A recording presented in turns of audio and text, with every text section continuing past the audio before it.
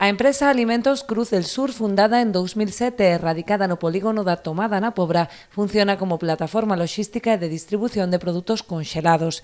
10 anos despois da súa posta en servizo, a empresa vén de sufrir unha importante transformación coa optimización dos seus procesos e sistemas de xestión no tratamento de túnidos. Foi posible grazas aos fondos da convocatoria dos GALP 2017, dos que se beneficiaron outras 49 empresas galegas, cun importe total de máis de 8 millóns de euros.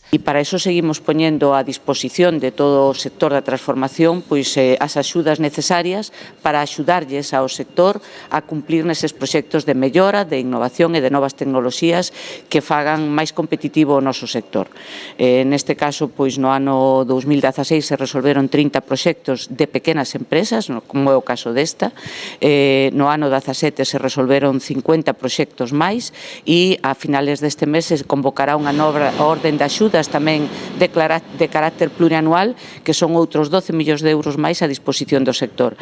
Precisamente esta nova convocatoria está aínda en proceso, polo que os grupos de acción local de pesca están a organizar xornadas nas distintas comarcas para dar a coñecer as experiencias dos profesionais que se beneficiaron destas subvencións.